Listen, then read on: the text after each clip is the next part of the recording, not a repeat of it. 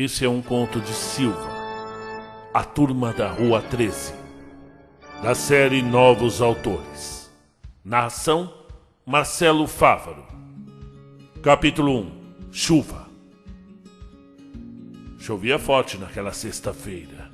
A rua esburacada parecia um rio e, a essa altura, o campinho da 98 havia virado um mar de lama.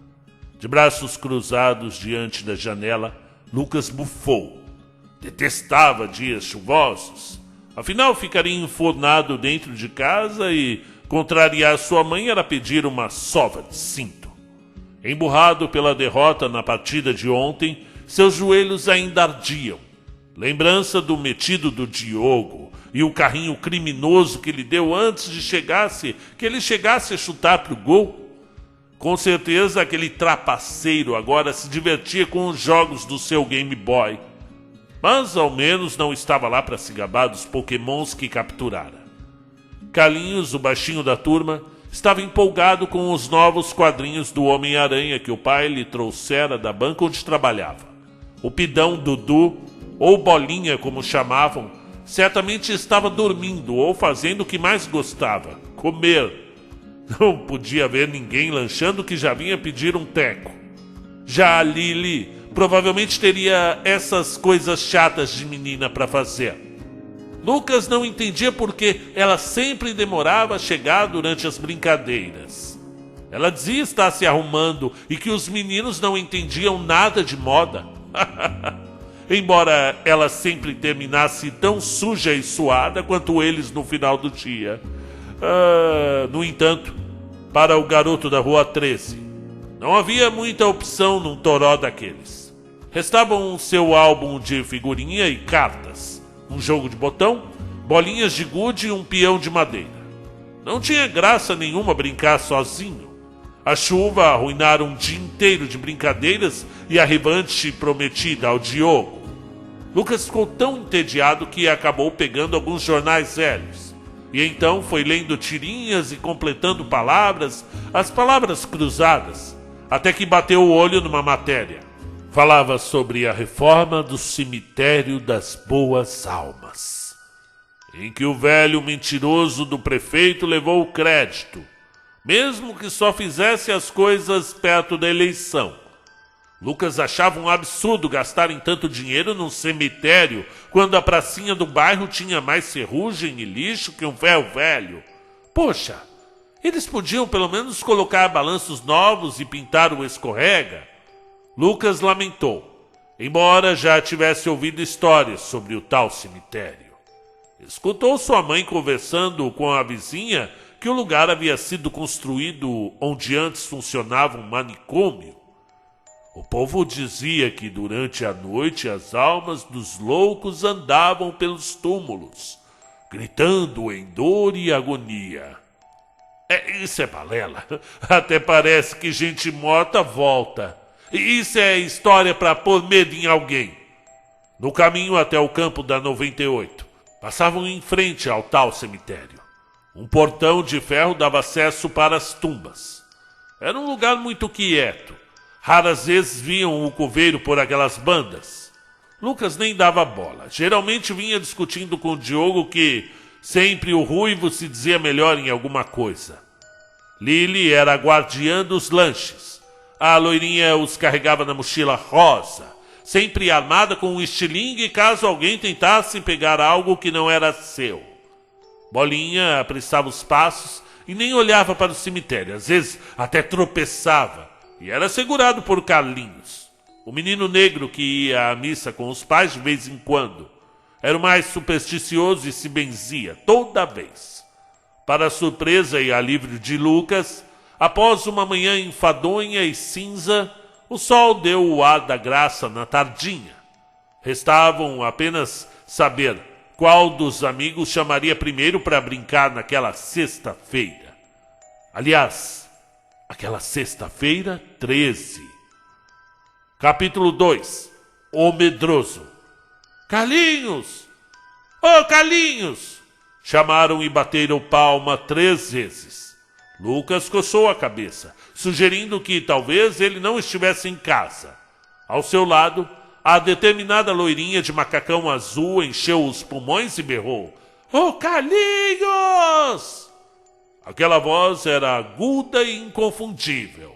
Alguns vizinhos já reclamavam do barulho perturbando sua tarde de descanso quando Carlos deixou o Atari e finalmente olhou pela janela do terceiro andar. Parte da turma o aguardava no térreo. A impaciente Lili chamava, levando as duas mãos ao rosto, com um pé apoiado no skate rosa, enquanto Lucas segurava sua bicicleta, acenando para o amigo. Carlinhos desceu as escadas apressadamente, levando consigo alguns quadrinhos numa sacola e uma lupa. Vestia uma bermuda velha e uma camisa do Flamengo, que pertencera ao seu irmão maior antes desse esticar na adolescência. Pouco depois, Bolinha juntou-se a eles, mastigando salgadinhos de cebola, com um pacote na mão, já obrigatoriamente dividindo com o grupo, é claro. Carlinhos gritou de medo e todos caíram na risada quando Diogo veio por trás do amigo montando numa bicicleta, dando-lhe um baita susto com uma máscara do Jason. Peralta, como era, propôs um desafio naquela tarde: brincar no cemitério. O Ruivo insinuou que era mais corajoso de todos. Lucas não titubeou diante dele e logo disse: Você só sabe falar. Vai mijar nas calças quando o velho Epaminondas aparecer." O coveiro? Vocês não estão falando sério, né? Carlinhos perguntou já preocupado. Carlinhos, deixa de ser medroso, vai. A menina deu uma leve cotovelada no Moreno. E quando é que a gente vai comer, hein? Indagou Bolinha mirando na bolsa de lanches, sob os olhos verdes e fuzilantes da menina Lili. Tu acabou de comer um salgadinho, lembrou Carlinhos. E eu tenho culpa? Dividi com vocês, ué, replicou o gordinho um pouco antes de Diogo declarar com os braços cruzados. Eu é que não tenho medo daquele velho banguelo. Cara feia pra mim é fome. Então você tá desnutrido, provocou Lucas arqueando uma sobrancelha, com um sorriso zombeteiro, enquanto Diogo já fechava os punhos para iniciar a briga.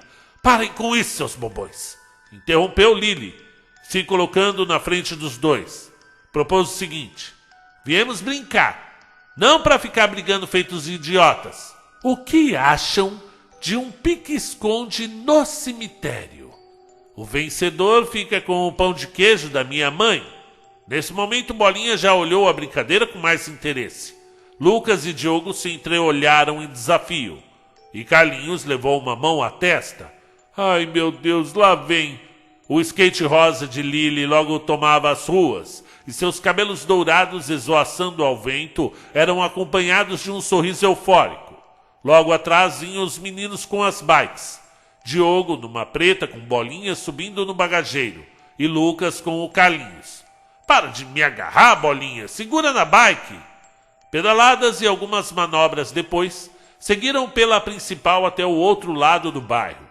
Lá estava o cemitério das boas almas, silencioso e com algumas árvores sinistras já à vista. O muro é baixinho, pulariam fácil e logo estariam em mãos com os frutos dos jambeiros e mangueiras sobre o olhar das lápides antigas, além dos jazigos sem manutenção. Bolinha, poupando-se do esforço de pular o muro, passou pelo portão enferrujado que estava entreaberto. Era um lugar estranho, quieto e triste, e ao mesmo tempo com alguma beleza que não saberiam dizer.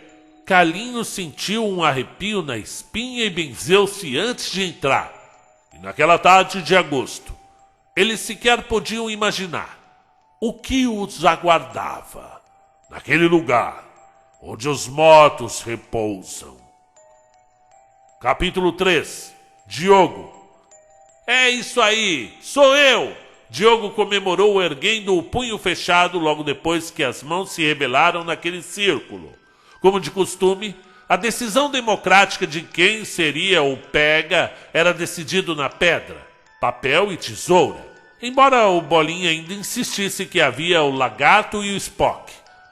Lucas cruzou os braços. Lili sorriu de canto enquanto Carlinhos parecia aliviado por não ser ele o escolhido. Já o Bolinha estava convicto. Aquele pão de queijo vai ser meu. Vai sonhando, Dudu. Eu não vou perder pro Diogo nem para vocês, respondeu Lucas. Meninos, não se esqueçam que eu ganhei da última vez, lembrou a loirinha dando uma piscadela. Você teve sorte, Lili. Não vai chorar se eu ganhar, hein? Replicou o Diogo. Ô, Carlinhos, que cara é essa? Tá com medo? Perguntou Lucas, vendo o amigo meio preocupado. Medo? Medo? Eu não, é que... Ele tá assim, ele tá com medo do seu Epaminondas, interrompeu Bolinha. Reze pra ele não te enterrar vivo, brincou o Diogo, erguendo as mãos e mexendo os dedos em zoação ao amigo medroso que respondeu contrariado. Pô, eu já disse que eu não tô com medo. Tá bom, vamos deixar de papo e começar logo que eu tô com fome, apontou Bolinha. Pois bora lá, concordou Lili. O ruivo logo virou-se para a mangueira e começou a contar até 30, enquanto a turma se dispersava por entre as lápides. O cemitério era grande e cheio de possíveis esconderijos, deixando a brincadeira mais desafiadora, do jeito que Diogo gostava. O ruivo era um garoto de apartamento, com vários brinquedos bacanas como carrinhos de controle remoto e até um navio que navegava sozinho quando colocava na água. O pai era advogado, a mãe psicóloga, super ocupados e sem muito tempo com ele. Todo mundo o achava meio mimado, aquele menino mimado que quer atenção, principalmente o Lucas, que sempre foi muito competitivo. E mesmo convencido como era, Diogo acabou entrando no grupo depois que defendeu Bolinha numa briga da escola, onde uns 4 babacas maiores da 6ª série implicavam com o coitado só por causa da aparência. E por bem ou por mal, algumas coisas só se resolviam no soco, ou melhor, no chute, porque Diogo foi chegando numa voadora quando o resto da turma se juntou a ele na hora do recreio. Todos acabaram na diretoria, e alguns com o olho roxo, mas desse dia em diante ninguém mais incomodou Bolinha. 30! Prontos ou não? Lá vou eu! Gritou ainda com a cabeça recostada sobre o braço no tronco da mangueira. Terminou a contagem, iniciando a implacável perseguição que valia além do pãozinho de queijo, a sua honra como o melhor pega do grupo. Por um vacilo, a Lili ganhara da última vez, e ele não podia se dar ao luxo de deixar uma garota roubar o seu título. Corria enquanto seus olhos atentos procuravam por qualquer coisa que entregasse a posição de alguém. Logo de cara notou pegadas na lama, que iam até depois da pequena capela, onde mais à frente ficavam os jazigos. Diogo não pensava muito na morte, afinal tinha apenas 11 anos. Mas, enquanto corria, pegou-se rindo, enquanto divagava se no seu funeral alguém teria uma crise de riso como ele teria em momentos sérios. No entanto, o sorriso no rosto desapareceu quando as pegadas chegaram ao fim e Diogo se deparou com o velho, aquele velho com o olhar assustador, segurando uma pá na mão. Petrificado pela presença do seu Epaminondas, Diogo tremeu, e o coveiro fitou-o com os olhos, aqueles olhos frios e azuis. Fincou a pá na terra onde cavava uma cova, e advertiu-o gelidamente. Vocês não deviam ter vindo aqui. Capítulo 4. Shira. Pegou o impulso e preparou os pés. Ela subiu com o skate, pairando no ar acima do banquinho de concreto, completando o ollie quando pulou o obstáculo e seguiu no chão até o esconderijo atrás da lápide. Intrépida, Lili rapidamente deixou os meninos para trás, e a essa altura Diogo já teria começado a procurá-los. Sentou-se sorridente no gramado, mas ao verificar a bolsa de lanches, contou os cachorro-quentes embalados em papel alumínio, fez a matemática e viu que estava faltando um. Praguejou baixinho, pois com certeza o peste do seu irmão mais velho havia metido a mão na mochila antes que ela saísse. Lili e Fred viviam brigando como cão e gato, embora ele sempre levasse a pior quando ela o delatasse para a mãe, que metia a mãozada sem ressalvas. Antigamente, a psicologia infantil vinha alada com o cinto, a sandália ou uma toalha molhada. Seu irmão tinha 17 e se tinha uma coisa que detestava era ficar de babá com a irmã de 12. No entanto, havia um único lugar de trégua entre os dois, onde podiam fazer o que quisessem e todo mundo era feliz: o fliperama. Foi lá que ela conheceu os meninos nas séries de 95, antes das aulas começarem. A princípio não foi nada muito amistoso, afinal a loirinha fazia o seu nome de usuário subir em vários jogos, desafiando os recordes dos antigos campeões. Ela era She-Ra. Logo tornou-se um nome a ser temido no Mortal Kombat, The King of Fighters, Metal Slug e até no Pac-Man. Mesmo nova na cidade, a garota não se intimidava em disputar com os jogadores já estabelecidos, pontuando scores que iam atrás de scores numa campanha avassaladora. Girava o boné diante dos arcades e encarava qualquer um. Fosse os que iam apertando todos os botões, os que experientes com as malícias dos combos, ou mesmo aqueles que usavam os personagens mais apelões. Não tinha rival certo que desse conta dela. Com a frustração da derrota, Lucas, Carlinhos, Diogo e Bolinha renderam-se à nova campeã. Ao som de Beat It do Michael Jackson e depois de apertada vitória contra o Sub-Zero do Lucas, o Flipper coroava a nova rainha que erguia os punhos e sorria de orgulho. Lily, a dona dos combos perfeitos, a loirinha do skate, a garota mais maneira da Rua 13. Toma essa! Get over here! Apesar das provocações, os 5 acabaram indo tomar uma coca e comer um dogão na esquina. E desde então a turma começou a andar junto para cima e para baixo naquela cidadezinha. Todo mundo gostava da Lily.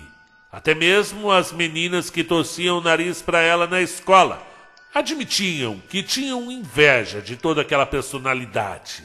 Podia ser um doce com os amigos e nenhum pouco delicada com os desafetos. Ela também batia valendo nas brigas. Não levava desaforo para casa. E o grupo fazia valer o um por todos e todos por um. Já havia se passado quase 20 minutos desde que o pique-esconde começara e tudo estava muito quieto. Lily levantou a cabeça cautelosamente acima do túmulo. E o Diogo dizendo que ia ganhar dessa vez. Mas espera aí.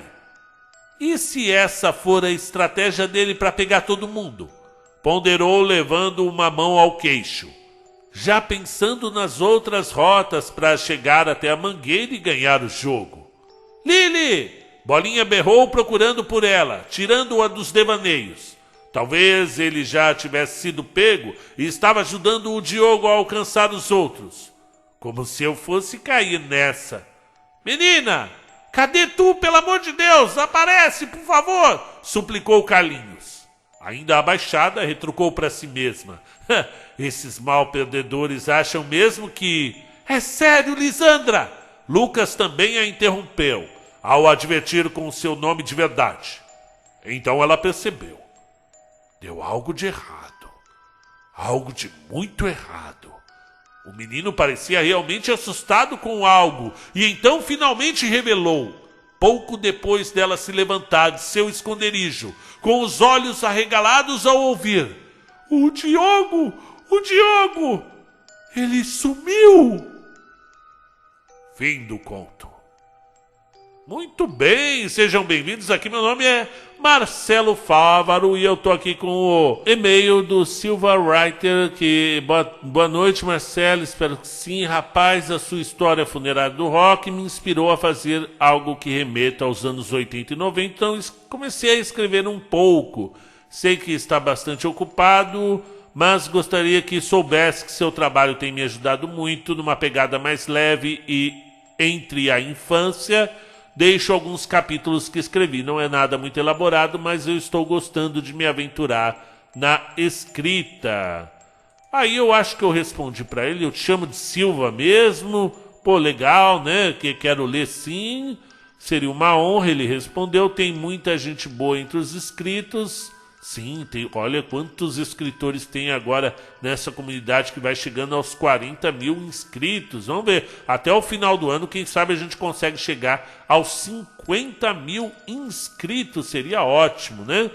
Silva é um pseudônimo, bem genérico talvez, mas escolhi um nome comum porque acredito que todo mundo tem alguma história para contar. Vez ou outra posto uns textos nas plataformas online, na Academia de Contos, na Winkispirit e o polêmico Spirit. Por que é polêmico? Eu não sei, não conheço. Bom, eu gostei demais dessa história. Eu acho que a ficção infanto-juvenil ela é mais difícil de escrever do que para o adulto, né? Porque se por um lado a pessoa que já é adulta ela não consegue entrar na linguagem dos jovens, do pré-adolescente, essa idade que é tão gostosa de escrever entre os 9, 10, 11, 12 anos, que tanto está fazendo sucesso no mundo, basta ver a série do Stranger Things, porque a tentação de um adulto escrever como pré-adolescente é muito grande. Porém, o risco de se tornar um roteiro meio malhação, sabe? Que todo mundo percebe que é um velho de 50 anos querendo se passar por um menino de 12. E aí fica clichê, fica marcado, fica uma coisa ridícula mesmo, né? Porém, nesse caso aqui eu não vi. Eu vi bem o modo que a gente falava mesmo, né?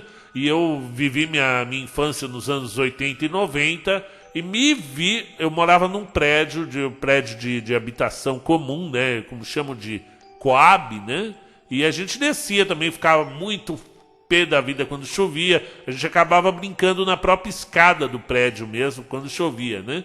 E tinha o lugar, eu passei nesse prédio esses dias, que eu já não moro lá, evidentemente, e fazia já uns 20 anos que eu não passava, e eu parei o carro ali, atravessei a rua, falei, eu vou dar uma volta no prédio onde eu morava. E eu vi um lugar que eu vi ali, e que me mexeu intimamente, foi o Pique, o lugar onde todo mundo batia a cara no esconde-esconde, né? E basicamente só sobrou aquele lugar, que era uma caixa de luz. E eu fiquei olhando para a caixa de luz e pensando assim, será que as crianças hoje ainda usam aquele espacinho como Pique, né?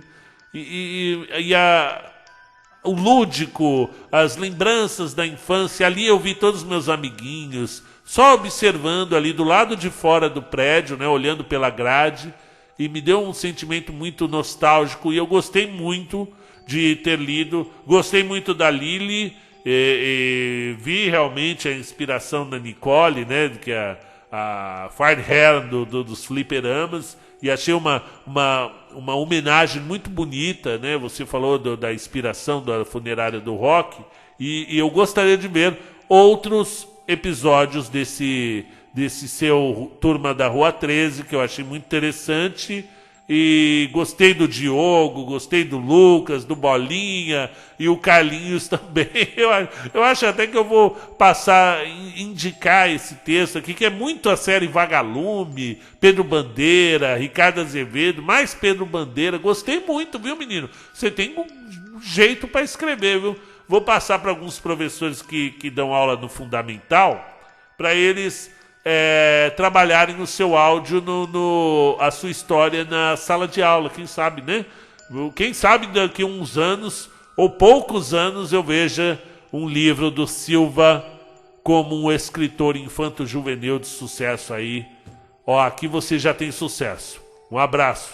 E você, meu amigo ouvinte, o que você achou dessa história? Você gosta de literatura infanto-juvenil? Você foi um dos que começaram a gostar de leitura por conta da série Vagalume? Digita aí, diga o que você achou. Até a próxima.